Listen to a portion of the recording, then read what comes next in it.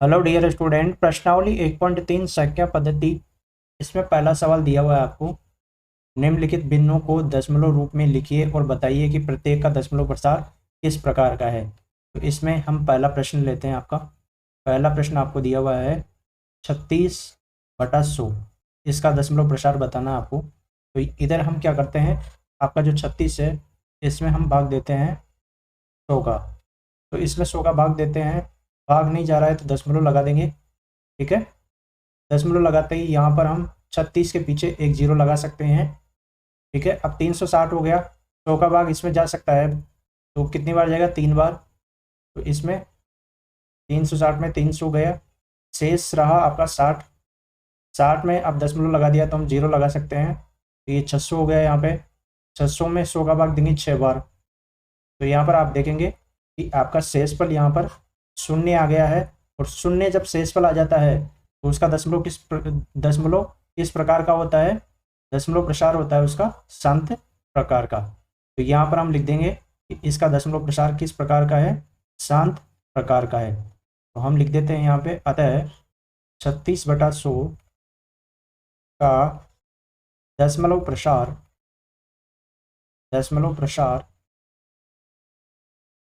शांत है।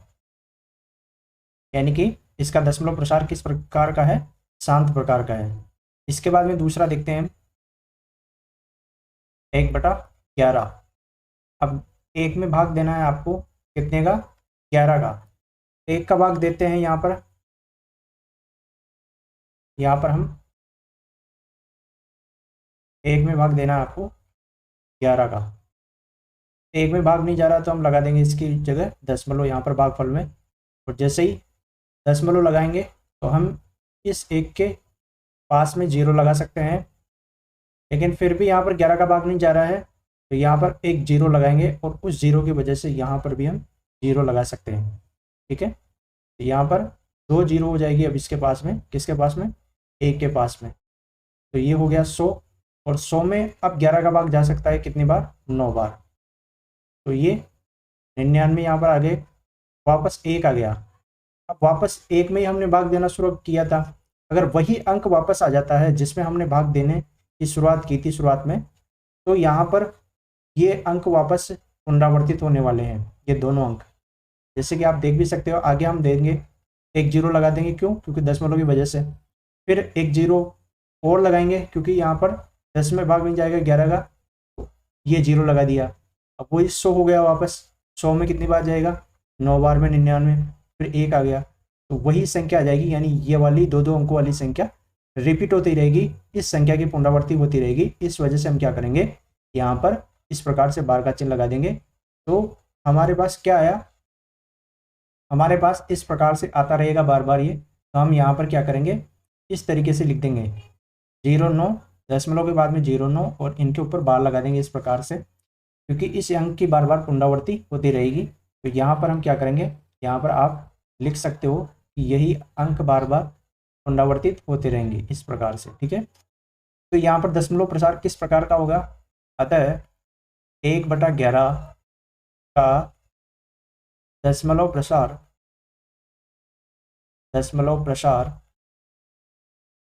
अनवसानी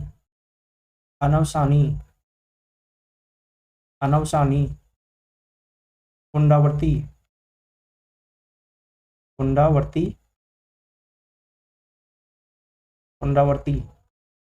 प्रकार का है। यानी कि ये किस प्रकार का है, अनवसानी, पुनरावर्ती या आवर्ती भी से कहते हैं। इस प्रकार से ये दूसरे का क्या आ जाएगा, दशमलव प्रसार आ जाएगा। तीसरा प्रश्न यहाँ पर दिया हुआ है 4 सही 1/8। 4 सही 1/8। अब इसमें दशमलव प्रसार ज्ञात करेंगे तो यहाँ पर देखिए ये हो जाएगा। इसको हल करेंगे तो 8 को 4 से गुना किया 32 हो गए, और एक इसमें जोड़ा तो ये हो गए 33/8। 33 में इधर हम भाग दे लेते हैं, 33 में हम भाग देंगे 8 का, तो ये 4 बार चला जाएगा। यहाँ पर शेष रहेगा यहाँ पर एक। ठीक है, एक में भाग नहीं जा रहा है तो हम दशमलव लगा देंगे, दशमलव लगाते हैं, 0 ऐड कर देंगे। अब 10 में भाग जा सकता है 8 का, तो एक बार यहाँ से 8 घटा देंगे, कितना शेष रहेगा, 2 शेष रहेगा। ठीक है, अब ये हो जाएगा, यहाँ पर दशमलव की वजह से 0 लगा देंगे तो ये 20 हो गया। 20 में 8 का भाग देंगे, 2 बार में चला जाएगा, यहाँ 16, 8 दूनी 16, शेष रहेगा यहाँ पर 4, दशमलव की वजह से 0 लगा सकते हैं। 8 का भाग 40 में 5 बार में पूरी पूरी बार चला जाएगा। ठीक है, तो यहाँ पर शेष पर 0 आ गया है, इसका मतलब दशमलव प्रसार किस प्रकार का हुआ, आपका दशमलव प्रसार हो गया है शांत प्रकार का। तो यहाँ पर हम लिख देंगे कि अतः अतः 4 सही 1/8 का दशमलव प्रसार दशमलव प्रसार दशमलव प्रसार किस प्रकार का है, शांत प्रकार का है। हम लिख देंगे दशमलव प्रसार शांत है। इसके बाद में यहाँ पर चौथा प्रश्न कौन सा है, पहले का 3/13, ये चौथा प्रश्न है। तो यहाँ पर चौथा प्रश्न भी देखते हैं। चौथा प्रश्न 3/13, यानी कि आपको 3 में भाग देना है 13 का, भाग नहीं जा रहा है तो यहाँ पर हम दशमलव लगा देंगे। ठीक है, और दशमलव लगाते ही 3 के पीछे हम 0 लगा सकते हैं। ठीक है, तो ये हो जाएगा 0 लगाते ही 3 के पीछे ये हो जाएगा 30, और 30 में 13 का भाग कितनी बार जाएगा, 2 बार, 26 आ जाएंगे 2 बार में, 4 शेष रहेगा यहाँ पर फिर भाग देंगे हम, 0 ऐड कर देंगे यहाँ पर दशमलव की वजह से, इसमें 3 बार चला जाएगा और, ठीक है 39, यहाँ पर शेष 1, वापस 0 लगा देंगे, फिर भी भाग नहीं जा रहा है तो यहाँ पर 0 ऐड करेंगे और फिर से यहाँ पर 0 लगा देंगे। अब इसमें भाग जा रहा है 7 बार में, 7 बार में कितने, 7 बार में चले गए यहाँ पर 91, शेष रहा 9। ठीक है, और दशमलव की वजह से 0 लगा देंगे। 13 का भाग अब इसमें दिया तो ये चला गया 6 बार में, 6 बार में कितने आ गए 78, यहाँ पर 12। ठीक है, 12 शेष रहेंगे, 0 लगा देंगे, 120 हो गया। ये 9 बार में, यहाँ पर 9 बार में कितने 117, कितने शेष रहे यहाँ पर 3। ठीक है, तो और 3 में ही हमने शुरुआत में भाग देना शुरू किया था तो यही संख्या वापस रिपीट हो जाएगी।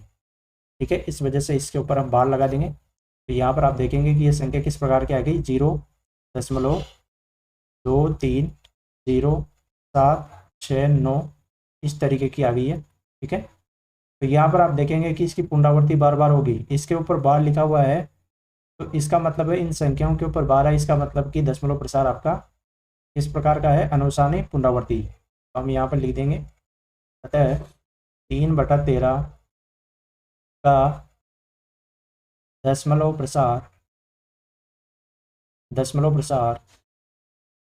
अनवसानी आवर्ती या पुनरावृत्ति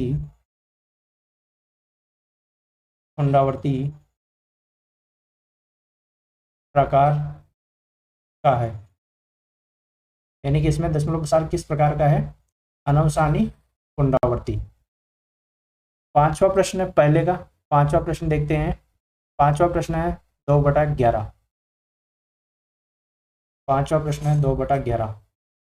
अब 2 में भाग देते हैं 11 का। ठीक है, दशमलव 0 लगा देंगे। अब यहाँ पर एक बार जाएगा भाग इसमें, 11 एकम 11, 9 शेष रह गए, यहाँ पर 0 लगा देंगे दशमलव की वजह से, इसमें 8 बार भाग चला जाएगा और ये आ गए 88। यहाँ पर शेष कितने रहा 2। ठीक है, तो 2 में ही हमने भाग देने की शुरुआत की थी तो यही पद वापस पुनरावर्तित होती रहेगी। ठीक है, इसका दशमलव प्रसार किस प्रकार का होगा, इसके ऊपर बार लगा देंगे क्योंकि ये अंक बार बार पुनरावर्तित होते रहेंगे। तो इसका दशमलव प्रसार भी किस प्रकार का होगा, अनवसानी आवर्ती या पुनरावर्ती प्रकार का। तो यहाँ पर हम लिख देंगे अतः 2/11 का दशमलव प्रसार अनवसानी पुनरावर्ती प्रकार का है, पुनरावर्ती प्रकार का है, पुनरावर्ती प्रकार का है।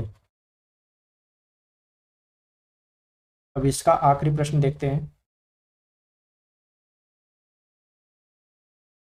329/400 ये आपको छठा प्रश्न इसमें दिया हुआ है। छठा प्रश्न है इसका 329/400। तो यहाँ पर आप भाग दीजिए, किसमें? 400 का भाग देना है आपको 329 में। तो यहाँ पर इसमें भाग नहीं जा रहा है तो क्या करेंगे हम? दशमलव लगाएंगे यहाँ पर। दशमलव लगाते ही यहाँ पर 0 ऐड कर सकते हैं। फिर इसमें भाग चला जाएगा 8 बार में। 8 बार में यहाँ पर आ जाएंगे 3200। शेष रहेगा यहाँ पर 90। ठीक है, अब यहाँ पर 90 में भाग नहीं जा रहा है तो इस दशमलव की वजह से यहाँ पर 0 ऐड कर सकते हैं। यहाँ पर 400 का भाग हम 900 में देंगे तो ये 2 बार चला जाएगा और यहाँ पर शेष बचेगा। तो दशमलव की वजह से एक 0 लगा सकते हैं। तो इसमें भाग कितनी बार जाएगा देखिए, इसमें भाग वापस 2 बार चला जाएगा। यहाँ पर 800 और 1000 में से 800 घटाएंगे तो 200 आ जाएगा। अब 200 के पीछे एक 0 लगा देंगे और इसमें 2000 में 400 का भाग देंगे तो ये चला जाएगा 5 बार। और ये यहाँ पर आप देखेंगे कि शेष कितना आ जाएगा? 0। तो दशमलव प्रसार किस प्रकार का होगा इसका? इसका दशमलव प्रसार हो जाएगा शांत प्रकार का। तो यहाँ पर हम लिख देंगे अतः 329/400 का दशमलव प्रसार शांत है। तो इस प्रकार से ये पहले प्रश्न के सारे प्रश्न हम इस प्रकार से कर लेंगे। यहाँ पर जिसका भी शेषफल अंत में 0 आ जाता है तो उसका दशमलव प्रसार शांत होगा। और अगर जिस संख्या में हमने भाग देने की शुरुआत की थी, अगर वही संख्या वापस आपका शेष के रूप में प्राप्त होती है तो उसका दशमलव प्रसार अनवसानी आवर्ती अर्थात पुनरावर्ती होगा। तो इस प्रकार से ये पहले प्रश्न के 6 प्रश्न हम कर लेंगे। दूसरा प्रश्न आपको दिया हुआ है, आप जानते हैं कि 1/7 बराबर 0.142857 ये पुनरावर्तित हो रहा है। ठीक है, इसके ऊपर बार है, इसका मतलब ये जो 1/7 का मान है ये पुनरावर्तित हो रहा है इस प्रकार से। वास्तव में लंबा भाग दिए बिना क्या आप ये बता सकते हैं कि 2/7, 3/7, 4/7, 5/7, 6/7 के दशमलव प्रसार क्या है? यदि हाँ तो कैसे? 1/7 का मान ज्ञात करते समय शेषफलों का अध्ययन सावधानी से करना है आपको। यहाँ पर यह कहा है कि भाग विधि का प्रयोग, इनमें बिना भाग विधि का प्रयोग करते हुए आपको इनके दशमलव प्रसार ज्ञात करने हैं। तो यहाँ पर आपको जो दिया हुआ है ना वो लिख लेते हैं पहले। तो आपको दिया हुआ है 1/7 का 1/7 का आपको क्या दिया हुआ है? दशमलव प्रसार दिया हुआ है। ये इस प्रकार से आपको प्रश्न में दिया हुआ है। अब इसकी सहायता से आपको 2/7, 3/7, 4/7, 5/7, 6/7 के मान ज्ञात करने हैं। तो यहाँ पर देखिए 1/7 इसको लेकर हम किसका मान ज्ञात करेंगे? 2/7 का, इस वैल्यू को लेकर। तो इसको हम इस प्रकार से लिख सकते हैं। ठीक है, तो यहाँ पर जो वैल्यू इसकी है उसको 2 से गुणा कर दें। 1/7 का मान यहाँ पर रखें हम इस प्रकार से, ये मान यहाँ पर रख दें और इसको 2 से गुणा करेंगे तो 2/7 की वैल्यू आपके पास आ जाएगी। ठीक है, तो हम यहाँ पर जल्दी जल्दी गुणा कर देते हैं। ठीक है, आप लोग गुणा कर सकते हो। ठीक है, तो यहाँ पर हम गुणा कर देंगे इस प्रकार से, ये आ जाएगा 2/7 की दशमलव प्रसार इस प्रकार से होगा। 3/7 के लिए 3 से गुणा कर देंगे। 1/7 का जो मान आपको प्रश्न में दिया हुआ है 0.142857, इसको गुणा करना है 3 से। 3 से गुणा करेंगे तो 7 या 21 हासिल का 2, 15 तो 17 हासिल का 1, 24 और 1 हासिल का 25 हासिल का 2, 6 और 2 8, 2 42। इस प्रकार से ये 3/7 के लिए आ जाएगा। इसी प्रकार से 4/7 के लिए 4 × 1/7, यहाँ पर 4 से गुणा करेंगे जो मान आपको दिया था प्रश्न में 1/7 के लिए। तो यहाँ पर गुणा करेंगे तो 4 से करना है 28 हासिल का 2, 20 और 2 22, हासिल का वापस 2, 32 और 2 34, हासिल के 3, 8 और 3 11, हासिल का 1 16 और 1 हासिल का 17, हासिल का 1 4 और 1 5। इस प्रकार से इनके ऊपर दशमलव लगा देंगे, इनके ऊपर बार लगा देंगे, क्योंकि ये संख्याएं वापस पुनरावर्तित हो रही है। तो हम लास्ट में ये भी देखेंगे कि इनका दशमलव प्रसार किस प्रकार का है। तो यहाँ पर 5 × 1/7, यहाँ पर 5 से गुणा करेंगे 1/7 के मान को, जो कि आपको प्रश्न में दिया हुआ है। तो इसे हम गुणा करते हैं 5 से गुणा करेंगे तो 35, हासिल के 3 25 और 3 28, हासिल के 2, 5 को 8 से किया तो 40, 40 और 2 आपका 42, 4 हासिल के, 5 दूनी 10 और 4 14, हासिल का 1, 14 को 5 से किया तो 70 और 1 हासिल का 71। यहाँ पर इस प्रकार से ये आ जाएगा। इसके बाद में 6/7 का लिए देखते हैं हम। 6 को 1/7 से करेंगे गुणा, 6 इंटू 1.428557, यहाँ पर 6 से गुणा करते हैं 7 को तो 42 का 2, हासिल के 4, 6 को 5 से किया 30, 4 34, हासिल के 3, 6 को 8 से किया 48, 48 और 3 51, हासिल के 5, 6 दूनी 12, 12 और 5 17, हासिल का 1, 6 को 4 से किया 24 और 1 25, हासिल के 2, 6 को 1 से किया तो 6 और 2 हासिल के 8। इस प्रकार से ये मान सभी के हम इस प्रकार से निकाल लेंगे और इनके ऊपर बार लगा देंगे। अब देखिए इनके ऊपर बार लगा हुआ है, इसका मतलब क्या हुआ कि ये समस्त जो संख्याएं हैं इनका दशमलव प्रसार किस प्रकार का है। इनका दशमलव प्रसार है, इनका दशमलव प्रसार है अनवसानी पुनरावर्ती प्रकार का। यहाँ पर हम लिख देंगे का दशमलव प्रसार,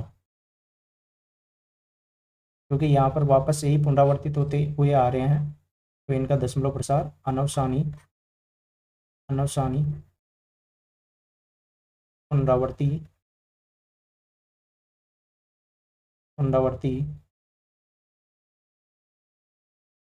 प्रकार का है।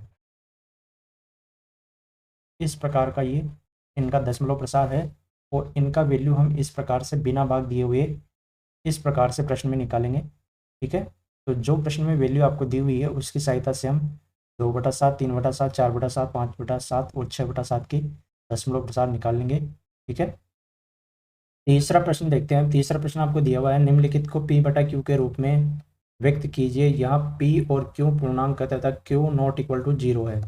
तो इस प्रकार से इसमें 3 प्रश्न आपको दिए हुए हैं। पहला प्रश्न हम यहाँ पर देखते हैं 0.6 बार। ठीक है, अब इस संख्या को हम किस प्रकार से लिखते हैं, इसको हम मान लेते हैं कि माना x बराबर 0.666, इस प्रकार से ये संख्या रिपीट हो रही है और इसे हम मान लेते हैं समीकरण नंबर 1। ठीक है, इसे हम क्या मान लेते हैं, समीकरण नंबर 1। इसके बाद में क्या करते हैं, अब यहाँ पर ये ध्यान देना है आपको कि इस संख्या के ऊपर जितने बार आ रहे हो उतनी जीरो वाली संख्या से दोनों पक्षों को गुणा करना है। यानी कि एक बार आ रहा है तो एक जीरो वाली संख्या 10, तो 10 से दोनों पक्षों को गुणा करना है। तो यहाँ पर हम लिखेंगे दोनों पक्षों को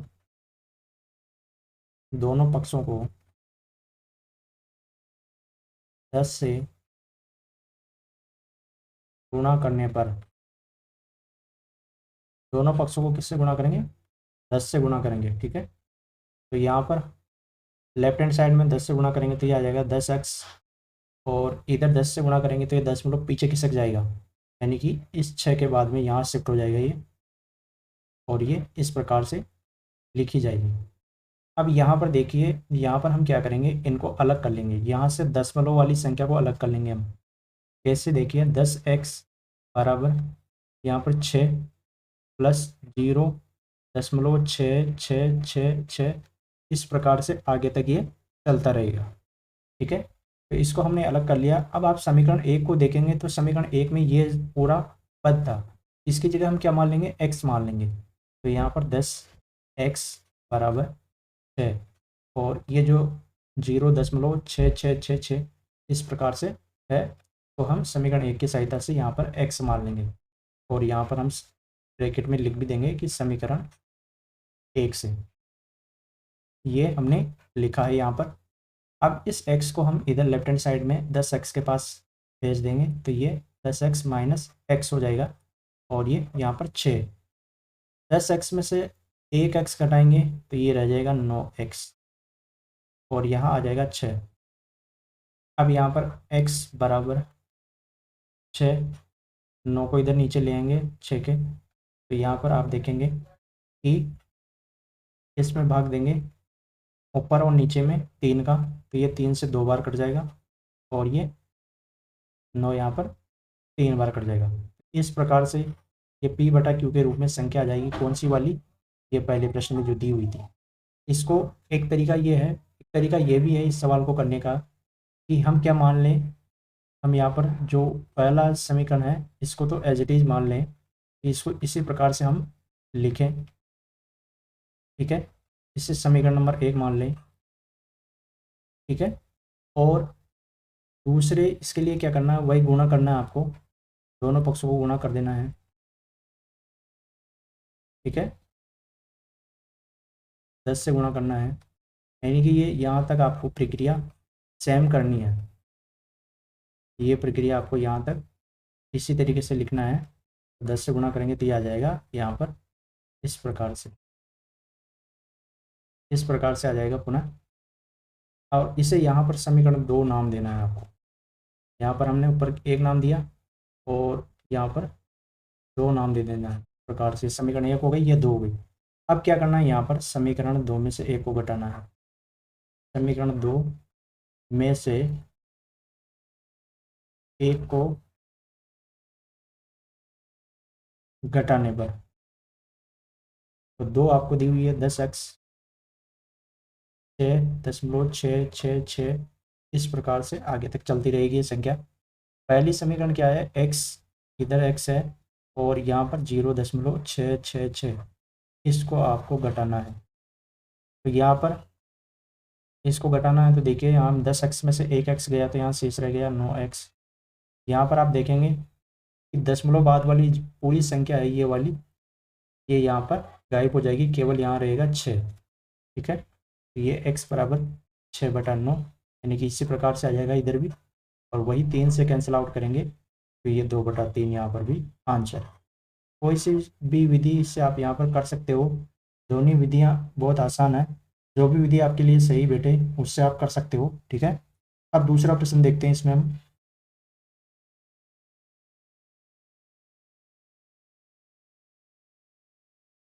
इसमें दूसरा प्रश्न है 0.47, केवल 7 के ऊपर बार है यहाँ पर, तो यहाँ पर भी हम मान लेंगे, माना 0.4777, यानी कि इसकी पुनरावृत्ति हो रही है बार बार, ठीक है। इसकी केवल 7 अंक की हो रही है, तो यहाँ पर हम क्या करेंगे, 1 अंक की हो रही है तो 10 से ही गुणा करेंगे। तो यहाँ पर दोनों पक्षों को 10 से गुणा करने पर, 10 से गुणा करेंगे, तो गुणा करने पर देखिए ये आ जाएगा 4। यहाँ पर हमने x नहीं माना है, x रख लेते हैं यहाँ पर, तो यहाँ पर ये हो गया 10x, यहाँ पर 4 इस प्रकार से ये आ जाएगा, और इसे समीकरण नंबर 1 देंगे नाम। यहाँ पर देखिए अब इसको अलग करेंगे यहाँ से, ठीक है। तो यहाँ पर देखिए क्या आ जाएगा, यहाँ पर हम अलग करेंगे, तो यहाँ पर इनको अलग करेंगे, इस रूप में लाना है। तो इसके लिए इसको किस प्रकार से लिखेंगे, 10x बराबर 4.3, क्योंकि यहाँ से आप 7 में से यहाँ पर 4 घटाओगे तो 3 शेष रहेगा, प्लस 0.4777, और ये पद इस प्रकार से चलता रहेगा आगे तक। यहाँ पर x की जगह हम क्या रखेंगे, इस वैल्यू की जगह 0.47777, इसकी जगह हम x रखेंगे यहाँ पर, तो ये 10x, यहाँ पर 4.3, यानी कि इसको वापस जोड़ेंगे तो यही पता जाएगा ऊपर वाला। 4.3 में 0.4777 ये जोड़ेंगे तो वापस ऊपर वाला पता जाएगा। यहाँ पर इसकी जगह हम क्या रखेंगे, समीकरण 1 की सहायता से यहाँ पर x रखेंगे, x को इधर 10x के पास भेज देंगे, तो ये 10x माइनस x बराबर 4.3, यहाँ पर 9x रह जाएगा और ये हो गया 4.3। ठीक है, यहाँ पर 9 का भाग हम दे देते हैं 4.3, इसमें 9। अब यहाँ पर देखिए इस प्रकार से आ रहा है, तो क्या करेंगे, ऊपर और नीचे 10 से गुणा कर देंगे। ठीक है, ऊपर और नीचे 10 से गुणा करेंगे तो आप देखेंगे ये हो गया 43 और यहाँ पर हो गया 90। तो इस प्रकार से ये आपका आंसर आ जाएगा। ठीक है, इस प्रकार से ये दूसरा प्रश्न हल हो जाएगा। तीसरा प्रश्न देखते हैं। अब इसमें तीसरा प्रश्न क्या दिया हुआ है, प्रश्न में 0.001 ये आपको दिया हुआ है। तो यहाँ पर हम तीसरा प्रश्न भी कर लेते हैं। बस आपको एक बार तरीका देख लेना है प्रश्न को कि किस प्रकार से हम इसको हल कर रहे हैं। यहाँ पर है 0.001, इन तीनों के ऊपर बार है। तो यहाँ पर आपको क्या करना है, यहाँ पर इसको मान लेना है x, माना x बराबर 0.00001, इसके ऊपर बार है, ये हमने मान लिया। ठीक है, तो यहाँ पर हम इसे हटा देते हैं फ़िलहाल तो। ठीक है, इसके लिए इस प्रकार से लिख देते हैं जिससे कि हम इसे समीकरण 1 दे सकें नाम, और इसको आगे हम हल के रूप में कर सकें। यहाँ पर अब देखिए इसके ऊपर 3 अंकों के ऊपर बार है, तो यहाँ पर हम दोनों पक्षों में 3 जीरो वाली संख्या से गुणा करेंगे। दोनों पक्षों को 1000 से गुणा करने पर, दोनों पक्षों को 1000 से गुणा करेंगे तो ये लेफ्ट हैंड साइड में तो आ जाएगा 1000x, और इधर हम इस दशमलव को पीछे ले जाएंगे तो ये आ जाएगा 1.001। इसी तरीके से ये चलता रहेगा। यहाँ पर हम इस दशमलव को अलग कर लेंगे इस प्रकार से, 1 प्लस 0.001, इस प्रकार से चलता रहेगा। यहाँ पर 1000x बराबर, इसकी जगह हम क्या रख देंगे, 0.001, आगे दशमलव इस प्रकार से है, यानी कि बिंदु बिंदु है, इस प्रकार से आगे तक संख्या है ये, जो कि आपकी समीकरण 1 में दी हुई है। तो इसकी जगह हम x रख लेंगे। तो यहाँ पर हमने रखा x, और इस x को हम लेफ्ट हैंड साइड में ले गए, तो यहाँ पर ये इस प्रकार से आ गया, और इधर क्या बचा, केवल 1 बचा। ठीक है, यहाँ पर अब क्या करेंगे, हम इसमें से घटा देंगे तो ये आ गया 999x बराबर 1, x बराबर 1 में भाग दे देंगे 999 का, तो ये आपका आंसर हो जाएगा। ठीक है, इस प्रकार से ये आपका आंसर हम निकाल लेंगे तीसरे प्रश्न का। बहुत ही सिंपल प्रश्न है। तो इस प्रकार से ये तीसरे प्रश्न का तीनों प्रश्न हम हल कर लेंगे इस प्रकार से। इनमें कोई डाउट है तो आप कमेंट करके पूछ सकते हो। चौथा प्रश्न है 0.99999 आगे तक ये संख्या है, वो p/q के रूप में आपको लिखना है। क्या आप अपने उत्तर से आश्चर्यचकित है? अपने अध्यापक और कक्षा के सहयोगियों के साथ उत्तर की सार्थकता पर चर्चा कीजिए। तो हमें क्या करना है, p/q के रूप में, यानी कि जो भी तीसरा प्रश्न किया है हमने उसी की तरह से इसको हल करना है, और इसके उत्तर को देखकर आपको सोचना है कि ये इसका उत्तर किस प्रकार से आ गया है, जबकि इसके जो आपको दिया हुआ है वो तो इस प्रकार से दिया हुआ है। ठीक है ना, तो यहाँ पर जो आपको दिया हुआ है वो लिख लेते हैं। यहाँ पर ये दिया हुआ है, इसे हम मान लेते हैं, माना x बराबर 0.9999, इस प्रकार से आगे तक है। इसे हम समीकरण नंबर 1 देंगे। यहाँ पर देखिए, यहाँ पर आप देखेंगे केवल एक अंक की पुनरावृत्ति हो रही है। तो देखिए आपको कितनी जीरो वाली संख्या से गुणा करनी है। अगर एक अंक पुनरावर्तित हो रहा है बार बार, तो केवल एक जीरो, एक के बाद में एक जीरो लगाना आपको, यानी कि 10 से दोनों पक्षों को गुणा करना है। तो यहाँ पर हम लिखेंगे दोनों पक्षों को 10 से गुणा करने पर, 10 से गुणा करेंगे तो देखिए क्या आ जाएगा, इधर लेफ्ट हैंड साइड में तो 10x आ गया, यहाँ पर क्या आएगा, यहाँ पर दशमलव पीछे खिसक जाएगा, ये वाला दशमलव इधर पीछे आ जाएगा, तो ये इस प्रकार से आ जाएगा। ठीक है, ये इस प्रकार से आ जाएगा। ठीक है, यहाँ पर हम दशमलव वाली संख्याओं को अलग कर लेंगे, यानी कि इस प्रकार से लिख लेंगे इसे, 9 प्लस 0.99999, इस प्रकार से इस संख्या को लिख लेंगे हम। यहाँ पर 10x 9, समीकरण एक की सहायता से इसकी जगह हम क्या लिख लेंगे, x लिख लेंगे, क्योंकि यहाँ पर देखिए यह संख्या इस प्रकार से है, इसको हमने x माना है, तो x इसको यहाँ पर मानते हुए हम लिख लेंगे। ये हमने कहाँ से लिखा है, समीकरण एक से। ठीक है, इसकी जगह हमने x किसकी सहायता से लिखा है, समीकरण एक की सहायता से। यहाँ पर x को हम 10x के पास भेजेंगे, तो ये 10x माइनस एक्स बराबर 9, 10x में से 1x घटाया हमने, तो 9x रह गया, यहाँ पर 9। ठीक है, अब 9 में आप देखेंगे 9 का भाग देंगे तो कितना आ जाएगा, 9 में अगर आप 9 का भाग देंगे तो आपके पास आ जाएगा 1, यही आपका आंसर होगा। और यहाँ पर क्या कहा है आपको प्रश्न में कि इसको p बटा q के रूप में, तो इसके नीचे अगर 1 मान लेते हैं हम, क्योंकि यहाँ पर ये 9 से कैंसिल आउट होगा तो 1/1 आ जाएगा।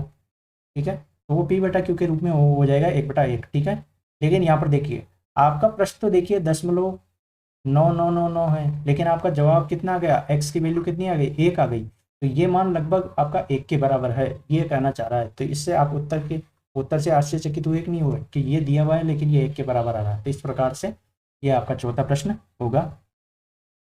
पांचवा प्रश्न है, 1/17 के दशमलव प्रसार में अंकों के पुनरावर्ती खंड में अंकों की अधिकतम संख्या क्या हो सकती है, अपने उत्तर की जांच करने के लिए विभाजन क्रिया कीजिए, यानी कि भाग विधि का प्रयोग इसमें आपको करना है। तो यहाँ पर क्या करना है, 1 में आपको भाग देना है और ये बताना है कि इसमें पुनरावर्ती खंड में तो अधिकतम अंक कितने आ रहे हैं। ठीक है, तो इसकी आपको जांच करनी है। तो यहाँ पर हम 1 में भाग देने की शुरुआत करते हैं। ठीक है, 1 में भाग देने की शुरुआत करते हैं 17 का। ठीक है, तो यहाँ पर 1 में भाग नहीं जा रहा है, तो यहाँ पर हम दशमलव लगा देंगे, दशमलव लगाएंगे तो यहाँ पर हो गया 10, लेकिन फिर भी 17 का भाग नहीं जा रहा है, तो यहाँ पर हम 0 लगा देंगे, 0 लगाएंगे तो फिर यहाँ पर 0 लगा सकते हैं। 17 का यहाँ पर कितने बार में जाएगा, 5 बार में, पीछे से आ गया। ठीक है, पीछे से आ गए तो यहाँ शेष कितने रहे, 15 आ गए, 15 में भाग नहीं जा रहा है तो 0 लगा दिया हमने। अब कितने बार में, यहाँ पर हम लिखते भी जाएंगे कितने बार में गया, 5 बार में, पीछे से आ गए। अब कितने बार में जाएगा, अब जाएगा यहाँ पर कितने बार में जाएगा, अब देखिए यहाँ पर 102 और यहाँ पर हो जाएगा ये 119 136, तो ये हो गया 8 बार में 136। अब यहाँ पर शेष रहेगा कितना, 14, 0 लगा देंगे, कितना 8 बार में वापस चला जाएगा 136। फिर यहाँ पर शेष बचा 4, 4 बच रहा है तो फिर हम 0 लगा देंगे, 0 लगाएंगे तो कितनी बार में गया, 17 का 17 दूनी 34, 2 बार में। अब यहाँ पर बचा 6, फिर 0 लगा देंगे, आप कितनी बार में गया, 17 3 51, तो 51 आ गया आपका। 9 शेष रहा, 0 लगा दिया हमने, तो ये गया फिर 5 बार में, तो यहाँ पर आ गया 85, घटाएंगे 5 रह गया। ठीक है, 5 में 0 लगाएंगे 50 हो गया, 50 में कितनी बार में जाएगा, 2 बार में, 34, यहाँ पर शेष रह गया 16, 16 में यहाँ पर हम 0 लगा देंगे, हो गए कितने आपके 153, 9 बार में 153, यहाँ से 7 शेष रह गए, 0 ऐड कर देंगे तो ये हो जाएगा आपका 4 बार में 68 आ जाएगा। 2 शेष रहेगा यहाँ पर, 0 एक बार चला जाएगा फिर से। ठीक है, 17 एकम 17, 3 शेष रहेगा यहाँ पर, 0 लगा देंगे फिर से, तो ये चला गया फिर से 17 दूनी 34, एक बार ही जाएगा, तो ये 17, यहाँ बच गया है 13। ठीक है, 13 में फिर 0 लगा देंगे, 130 हो गया, 130 में कितनी बार जाएगा, 102 और 17 जोड़ते हैं उसमें तो 119 हो जाता है, तो ये यहाँ पर 7 बार में 119, 11 यहाँ पर शेष रह जाते हैं, 11 को हम ले जाते हैं वापस, 1 0 ऐड कर देंगे इसमें, एक जीरो ऐड करेंगे तो 110 हो गया। 110 में कितनी बार जाएगा, 6 बार में 102। ठीक है, यहाँ पर शेष रहेगा 8। 8 में ज़ीरो लगा देंगे फिर से, तो ये 4 बार, 4 बार में 68। ठीक है, 12, यहाँ ज़ीरो लगा देंगे। ठीक है, फिर यहाँ पर कितनी बार गया, यहाँ पर चला गया फिर से 7 बार में 119। ठीक है, 119 चला गया। देखिए 119 बार चला गया तो यहाँ पर आ जाएगा वापस। ठीक है, यहाँ पर 119 कितनी बार में, 7 बार में गया है, तो यहाँ एक आ गया अब। ठीक है, अब एक आ गया है तो एक में ही हमने भाग देने की शुरुआत की थी। आप देख सकते हो प्रश्न में भी दिया हुआ आपका, एक में ही हमने भाग देने की शुरुआत की थी, एक में ही भाग दिया था 17 का। तो यहाँ पर भी आप देखेंगे कि वापस एक आ गया है आपका, और वापस जिस संख्या में हमने भाग देने की शुरुआत की थी, अगर वही संख्या आपको लास्ट में मिल जाए यहाँ पर, तो इसका मतलब ये होगा कि जो अभी तक हमने ये निकाली है संख्या, यही पुनरावर्तित होकर वापस आने वाली है अब, क्योंकि यहीं से ये प्रक्रिया वापस दोहराई जाएगी यहाँ से। और ये जितने आपके भागफल में जितने ये आए हैं, ये के ये वापस मिलेंगे। तो यहाँ से हम क्या करेंगे, इनको इनके ऊपर क्या लगा देंगे, बार का चिन्ह लगा देंगे, यानी कि ये संख्या ही वापस पुनरावर्तित होगी। ठीक है, इस प्रकार से विभाजन प्रक्रिया करेंगे। लेकिन अभी तक आपको इसमें यह भी बताना है कि पुनरावर्ती खंड में अंकों की अधिकतम संख्या क्या है। तो यहाँ पर हम गिन लेते हैं कि दशमलव के बाद में कितने अंक आ रहे हैं, 1 2 3 4 5 6 7 8 9 10 11 12 13 14 15 16। तो यहाँ पर हम लिख सकते हैं, अतः 1/17 के 1/17 के पुनरावर्ती खंड में अंकों की अधिकतम संख्या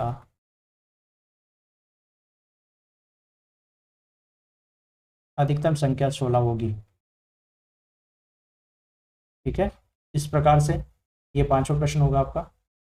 छठा प्रश्न आपको दिया हुआ है, P बटा q q not equal to 0 के रूप की परिमेय संख्याओं के अनेक उदाहरण दीजिए, जहाँ P क्यू पूर्णांक है जिनका एक के अतिरिक्त अन्य कोई अभिनिष्ट गुणनखंड नहीं है, जिसका शांत दशमलव प्रसार है। क्या आप ये अनुमान लगा सकते हैं कि क्यू को कौन सा गुण, क्यू के लिए कौन सा गुण अवश्य संतुष्ट करना चाहिए। तो यहाँ पर हम कुछ उदाहरण लेते हैं, उनकी सहायता से यहाँ पर हम देखेंगे। जैसे कि हम यहाँ पर एग्जाम्पल ले लेते हैं,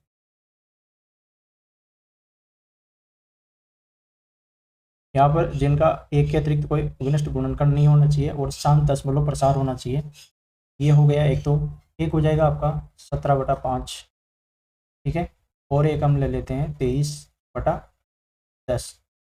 अब तीनों में एग्जाम्पल ऐसे हैं आपके कि इन एग्जाम्पलों में आप देखेंगे कि इनका जो हर है, इन हर में एक ऐसी खूबी है जिसकी सहायता से ये कौन सा गुण का वजह से यहाँ पर इनका दशमलव प्रसार शांत हो रहा है और इनका अभिनिष्ट गुणनखंड एक के अतिरिक्त अन्य कोई नहीं है। आप देख भी पा रहे होंगे कि यहाँ पर इनका एक के अतिरिक्त कोई अभिनिष्ट गुणनखंड नहीं है और इनका दशमलव प्रसार भी शांत है। तो देखिए कैसे है, यहाँ पर इसमें इसमें देखिए, यहाँ पर या तो इनके हर में, हर में क्या होना चाहिए, या तो 2 होने चाहिए या 5 होने चाहिए, या 2 और 5 के गुणन के रूप में होने चाहिए, यानी कि 10। इस तरीके से होते हैं। तो यहाँ पर क्या होता है, इनमें इस नियम के गुण की वजह से इनका दशमलव प्रसार क्या होता है, शांत होता है, और इनमें एक के अतिरिक्त कोई अन्य अभिनिष्ट गुणनखंड नहीं होता है। तो यहाँ पर हम क्या लिखेंगे कि जो इनका हर है, यानी कि क्यू, क्यों के लिए बोला यहाँ पर गुण कौन सा, क्यों यानी कि हर के अभाज्य गुणनखंड, यानी कि आप देखेंगे इनके अभाज्य गुणनखंड ये होने चाहिए, कौन कौन से, 2 5 में केवल 2 के घात या 5 के घात या दोनों, दोनों कौन से, 2 व 5। होते हैं।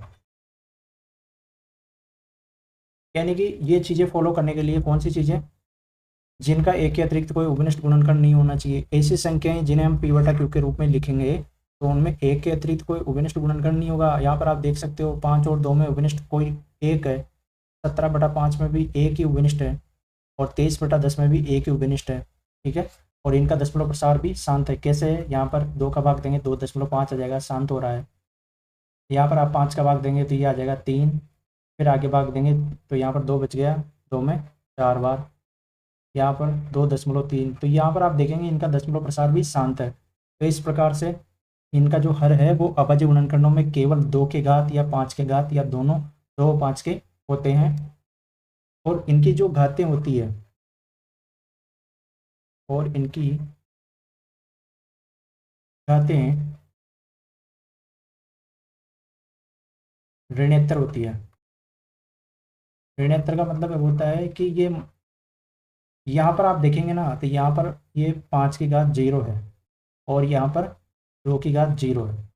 इस रूप में ही होता है ये मूलतः। तो ये किस रूप में होता है, इस रूप में 2 की घात m इंटू 5 की घात n। ठीक है, यहाँ पर m और n क्या है, ऋणोत्तर पूर्णांक है। यानी कि कौन सी संख्या है ये, एक तरीके से आप ये कर सकते हो कि ये पूर्ण संख्या में से ली जाती है।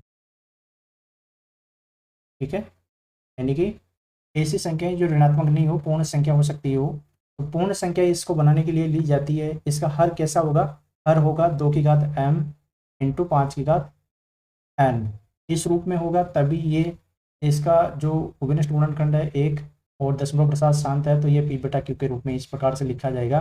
और क्यों के लिए हम कौन सा गुण लिखेंगे यहाँ पर कि क्यों, यानी कि हर ये अभाज्य गुणनखंडों में केवल 2 के घात या 5 के घात या दोनों 2 और 5 के घात होते हैं, और इनकी घातें ऋणोत्तर होती है इस प्रकार से। ठीक है, तो यहाँ पर ये चीज़ मेन है, इस प्रकार से भी आप ध्यान रख सकते हो। ठीक है, तो इस प्रकार से ये प्रश्न हो जाएगा छठा प्रश्न। सातवां प्रश्न क्या कर रहा है, ऐसी 3 संख्याएं लिखिए जिनके दशमलव प्रसार अनवसानी अनावर्ती है। अनवसानी अनावर्ती जो भी संख्याएं होती है वो सारी संख्याएं अपरिमेय संख्या होती है। कौन सी होती है, अपरिमेय संख्या। और अपरिमेय संख्या के लिए हम यहाँ पर यानी कि अनावर्ती अनवसानी अनावर्ती के उदाहरण लिखने हैं आपको। 3 संख्या लिखनी है कौन सी भी। ठीक है, 3 संख्या में कोई सी भी लिख सकते हो आप, बहुत सारी संख्याएं हैं, संख्याओं की कमी नहीं है। आपके केवल एग्जाम्पल लिखने के लिए बोला आपको, तो यहाँ पर इस प्रकार की हो जाएगी। ये बहुत सारे एग्जाम्पल है, कमी नहीं है एग्जाम्पलों की इसमें।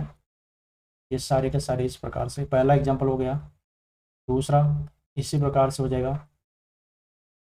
ठीक है, लिखते जाओ एग्जाम्पलों की, यहाँ पर कमी नहीं है, कितने भी एग्जाम्पल यहाँ पर आप लिख सकते हो इसी प्रकार से फिर से। तो यहाँ पर एग्जाम्पलों की यहाँ पर कमी नहीं है, केवल हमें 3 एग्जाम्पल लिखने के लिए बोला है, तो यहाँ पर हम 3 एग्जाम्पल लिख देंगे। और भी आप इसी प्रकार से लिख सकते हो। ठीक है, तो हमें केवल 3 संख्याएं लिखने के लिए कहा है, किस प्रकार की, अनवसानी अनावर्ती जो कि अपरिमेय संख्या होती है। तो ये सारी अपरिमेय संख्याओं के उदाहरण हैं। ठीक है ना, और भी आप लिख सकते हो, कमी नहीं है एग्जाम्पलों की यहाँ पर। ठीक है, ऐसे बहुत सारे एग्जाम्पल है, ऐसे भी आप लिख सकते हो। ठीक है ना, इस प्रकार से भी आप लिख सकते हो। तो बहुत सारे एग्जाम्पल है, अपने हिसाब से यहाँ पर इस प्रकार का प्रश्न आता है तो अपने हिसाब से अलग अलग संख्याएं हो सकती है, इसका उत्तर समान नहीं मिलेगा सबका, क्योंकि यहाँ पर आपका संख्याएं आप किस हिसाब से लिखते हो वो आपके ऊपर निर्भर करेगा। ठीक है, तो इस प्रकार से ये 7वां प्रश्न है। यहाँ पर आपको 8वां प्रश्न दिया हुआ है, परिमेय संख्याओं 5/7 और 9/11 के बीच की 3 अलग अलग अपरिमेय संख्याएं ज्ञात कीजिए। यानी कि परिमेय संख्याएं, इन दोनों परिमेय संख्याओं के बीच में आपको 3 अलग अलग अपरिमेय संख्याएं बतानी है। तो यहाँ पर हम पहले देख लेते हैं कि कौन कौन सी आपकी परिमेय संख्या है जिनके बीच में ये आने वाला है। तो यहाँ पर परिमेय संख्या तो आपको दी हुई है 5/7। 5/7 में यहाँ पर हम भाग देके देखते हैं क्या आता है, देखते हैं। इसमें भाग नहीं जा रहा है तो यहाँ पर हम 0 लगा लेंगे, 7 बार चला जाएगा, अब 49 आ जाएंगे। यहाँ पर एक शेष रहेगा, एक में भाग नहीं जा रहा है तो 0 लगा देंगे, एक बार चला जाएगा 7, 3 फिर से भाग नहीं जा रहा तो यहाँ पर हम 0 लगा देंगे, अब 4 बार चला जाएगा तो ये 28, 2 शेष रह जाएंगे, यहाँ पर 0 लगा देंगे, 7 दूनी 14। ठीक है, तो यहाँ पर 6, 0 लगा देंगे, 7 वाटू 56, 56 यहाँ पर इस प्रकार से लिख देंगे 4, 40 हो गया। 40 में भाग देंगे 7 का तो 5 बार चला जाएगा, 35। यहाँ पर 5, अब 5 में हमने भाग देना शुरू किया था तो आपकी यही संख्या वापस रिपीट होने वाली है, यानी कि जो संख्या जिस संख्या में हमने भाग देना शुरू किया वही वापस आ जाए, तो इसका मतलब ये होता है कि यहाँ पर इस संख्या में वापस पुनरावर्तन होने वाला है। तो ये इस प्रकार से आ जाएगी 0.714285 इस प्रकार से, ठीक है। तो इसका आपको ये ध्यान रखते हुए इस प्रकार से लिख लेनी है। इसके बाद में अब निकालनी है आपको 9/11 के लिए।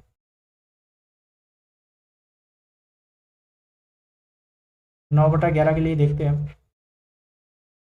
9/11 के लिए यहाँ पर हम भाग देके देख लेते हैं, इसके लिए भी इसमें भाग देंगे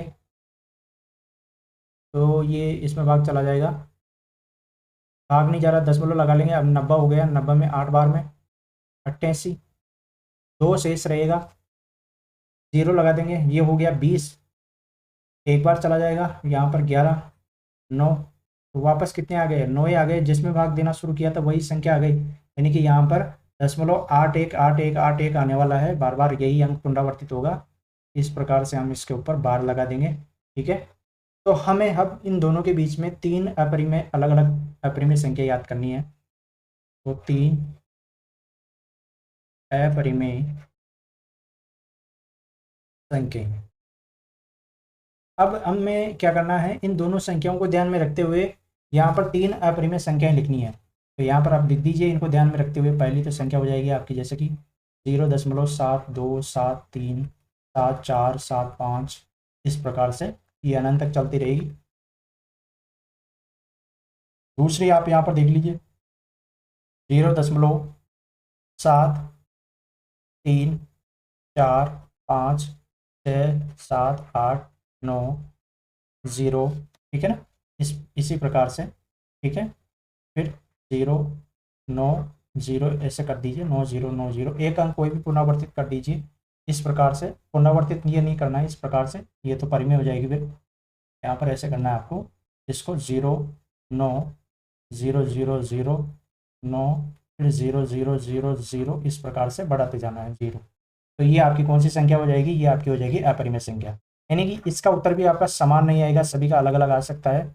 अब एक इसके पास वाली ले लेते हैं, यानी कि 80 के पास वाली, ये 80, ठीक है। 800, 2 0 लगा दिया हमने, फिर 900 लिख दिया, फिर 1000 कर दिया हमने इस प्रकार से, और इस प्रकार से बढ़ता रहेगा। तो यहाँ पर आप देखेंगे कि तीनों संख्याएं हैं, ये इस प्रकार से हम लिख लेंगे। और इनमें देखिए उत्तर की समानता नहीं आएगी ऐसी संख्याओं में। ऐसी संख्या जब भी हम ज्ञात करेंगे तो सबके लिए उत्तर अलग अलग हो सकते हैं, ठीक है। तो यहाँ पर ये संख्याएं 3 संख्याओं के लिए बोला है, लेकिन इन दोनों के बीच में अनंत अपरिमेय संख्याएं विद्यमान होती है, ठीक है ना।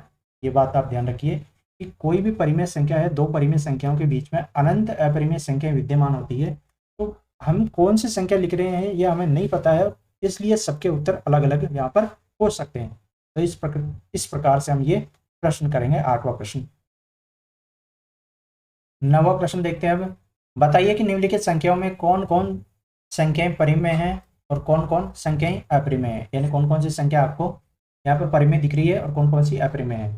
तो यहाँ पर हम लिख लेते हैं कि कौन कौन सी तो आपकी यहाँ पर परिमेय है और कौन कौन सी अपरिमेय है।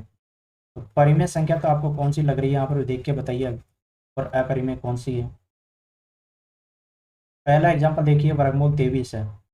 23 क्या है, 23 आपको पता होनी चाहिए कि 23 एक अभाज्य संख्या है, और अभाज्य संख्याओं का वर्गमूल आपको अगर कहीं पर मिलता है इसका मतलब वो कौन सी संख्या है, वो आपकी अपरिमेय संख्या है। तो पहला एग्जाम्पल जाता है अपरिमेय संख्या में, ठीक है। दूसरा है इसमें वर्गमूल 225, ठीक है। और वर्गमूल 225 किसका वर्गमूल होता है, ठीक है। वर्ग किसका होता है 225, आप देखेंगे 225 होता है यहाँ पर। हम अगर इसके अभाज्य गुणनखंड करते हैं 225 के, तो इसमें हमने भाग दिया 5 का, 4 बार चला गया 25 में 5 बार, फिर 5 का दिया हमने 9 आ गया, यहाँ पर 9 में 3 का दिया 3, और फिर 3 का दिया इस प्रकार से। तो जोड़े बनाएंगे 5 के तो 2 बन गए, 3 के 2, तो वर्गमूल कितना हुआ 5 और 3 15। 15 एक परिमेय संख्या है, इसका मतलब वर्गमूल 225 कौन सी संख्या है, ये एक परिमेय संख्या है। तो यहाँ पर यही संख्या हम लिखेंगे कि वर्गमूल 225 एक परिमेय संख्या है। तीसरा एग्जाम्पल देखिए, दशमलव के बाद में 4 अंक दिए हुए हैं, यानी कि यहाँ पर अंक रुक गए हैं, इसका मतलब ये भी इसका दशमलव प्रसार शांत है। और जिसका दशमलव प्रसार शांत होता है वो कौन सी संख्या होती है? वो संख्या होती है आपकी परिमेय संख्या। अगर आपको नहीं पता है तो इस प्रश्नावली का बेसिक परिचय हमने बनाया हुआ है वीडियो, उस वीडियो को जाकर आप देख सकते हो। उसमें मैंने डिटेल से बताया कि कौन सी संख्या आपकी परिमेय कब होती है और कब अपरिमेय होती है। तो यहाँ पर तीसरा प्रश्न है, तीसरा जो प्रश्न है 90 का, ये कौन सा हो जाएगा? परिमेय संख्या हो जाएगी ये भी। ठीक है, इसके बाद में है चौथा प्रश्न देखिए, 7.478 तो यहाँ पर आप देखेंगे दशमलव के बाद में 478 ये वापस रिपीट हो रहा है। इसका मतलब यहाँ पर इसको हम इस तरीके से लिख सकते हैं। और अगर इस तरीके से लिख सकते हैं तो ये कौन सा हो गया? प्रकार। ये प्रकार हो जाता है अनवसानी पुनरावृत्ति या आवर्ती प्रकार का। और अगर इस प्रकार का होता है तो वो कौन सी संख्या होती है? वो होती है आपकी परिमेय संख्या। तो चौथा एग्जाम्पल भी आपका किस प्रकार का है? परिमेय संख्या, इस प्रकार का है। ठीक है, और पांचवा एग्जाम्पल तो आपको देख के पता ही चल रहा है कि ये तो अपरिमेय है, क्योंकि यहाँ पर कोई भी चीज़ पुनरावर्तित नहीं हो रही है, इसमें बढ़ती जा रही है। ठीक है, तो ये आपका अपरिमेय संख्या हो जाएगी इस प्रकार से। तो इस प्रकार से हम परिमेय और अपरिमेय संख्याओं के बारे में जान लेंगे। यहाँ पर मैं आपको बता देता हूँ एक बार और कि परिमेय संख्या कब होती है। परिमेय संख्या के लिए आपको दशमलव प्रसार किस प्रकार का होना चाहिए? या तो दशमलव प्रसार शांत हो तब वो परिमेय संख्या होती है, या दशमलव प्रसार किस प्रकार का हो? अनवसानी पुनरावर्ती प्रकार का। और अनवसानी पुनरावर्ती प्रकार का एग्जाम्पल हम देखें तो कौन सा है? यहाँ पर आप देख सकते हो, एक तो चौथा एग्जाम्पल आपका। ठीक है, चौथा एग्जाम्पल कौन सा है? अनवसानी पुनरावर्ती का। अपरिमेय संख्या के लिए, अपरिमेय संख्या के लिए दशमलव प्रसार किस प्रकार का होता है? इसके लिए दशमलव प्रसार होता है अनवसानी अनावर्ती प्रकार का, इसका दशमलव प्रसार होता है। ठीक है, तो ये इनके दशमलव प्रसार होते हैं, इनको ध्यान रखिए। ये यहाँ पर अशांत आ जाता है इनके आगे, ध्यान रखना। ये भी अशांत अनवसानी पुनरावर्ती और अशांत अनवसानी अनावर्ती इस प्रकार के होते हैं, लेकिन इन्हें यहाँ पर फिलहाल हम यही कहेंगे कि ये अनवसानी पुनरावर्ती और इनमें अपरिमेय संख्या में अनवसानी अनावर्ती होता है। इस प्रकार से अगर आपको कहीं पर भी देखने को मिले तो इनके आधार पर आप बता सकते हो कि परिमेय संख्या कौन सी हो और अपरिमेय संख्या कौन सी है। तो इस प्रकार से ये नवा प्रश्न कर लेंगे। इस प्रकार से हम इस प्रश्नावली के सारे प्रश्न हल कर चुके हैं। फिर भी अगर आपको कहीं पर डाउट लगता है तो कमेंट करके आप पूछ सकते हो। अगर ये वीडियो आपको पसंद आया हो तो इसे लाइक करें, अपने मित्रों के साथ में इसे साझा करिए, और आप इस चैनल के ऊपर पहली बार आए हैं तो चैनल को सब्सक्राइब करें